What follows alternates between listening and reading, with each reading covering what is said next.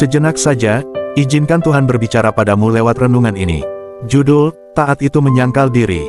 Nats terambil dari Lukas 9 ayat 23, setiap orang yang mau mengikut aku, ia harus menyangkal dirinya, memikul salibnya setiap hari dan mengikut aku.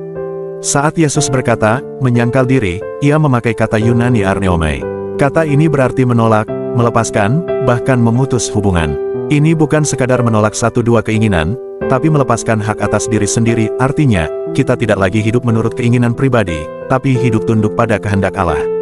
Kata ini juga dipakai saat Petrus menyangkal Yesus, artinya ia benar-benar tidak mau mengakui relasi itu. Jadi, Yesus meminta kita tidak mengakui diri sendiri sebagai pusat hidup ini. Kita tidak bisa lagi berkata, aku bebas melakukan apa yang aku mau.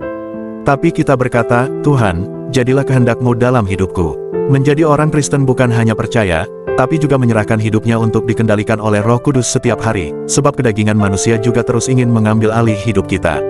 Maka Yesus berkata, pikulah salibmu setiap hari. Taat kepada Allah tidak mudah, karena kita harus mematikan ego kita dan mengikuti jalan yang berbeda dari dunia. Tapi bukan berarti kita tidak bisa taat, sebab jika kita mau menyerahkan hidup kita untuk dikendalikan oleh Roh Kudus maka Allah akan memampukan kita untuk hidup di dalam kebenaran. Filipi 2 ayat 13 berkata, karena Allah lah yang mengerjakan di dalam kamu baik kemauan maupun pekerjaan menurut kerelaannya. Yehezkiel 36 ayat 27 berkata, Rohku akan kuberikan diam di dalam batinmu dan aku akan membuat kamu hidup menurut ketetapan-ketetapanku dan tetap berpegang pada peraturan-peraturanku dan melakukannya. Apakah kamu mau hidup dalam ketaatan? Mari undang Roh Kudus untuk mengambil alih hidupmu dan Allah akan memampukanmu.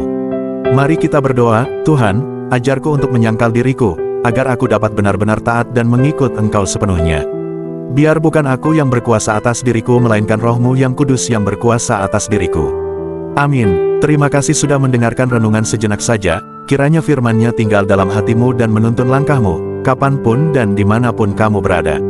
Sampai jumpa di renungan berikutnya. Tuhan Yesus memberkati dan menyertai setiap harimu.